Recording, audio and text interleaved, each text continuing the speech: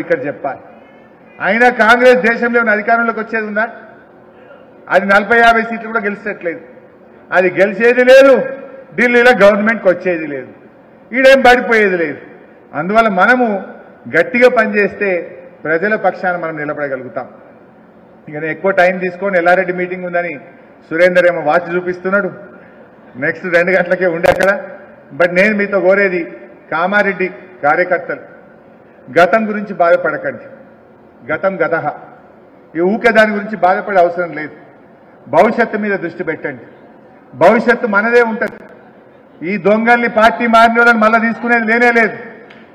కార్యకర్తలు తయారు చేసుకుందాం. ఈ టౌన్లో కొంతమంది కౌన్సిలర్లు పోయినరు.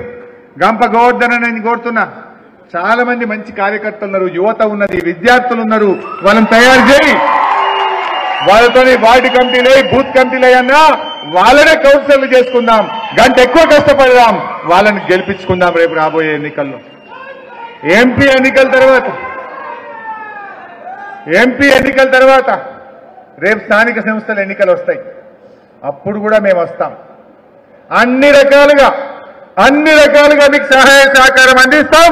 మిమ్మల్ని గెలిపించి చూపిస్తాం. అప్పుడు ఇంకా ఈజీ గెలుస్తారు మీరు.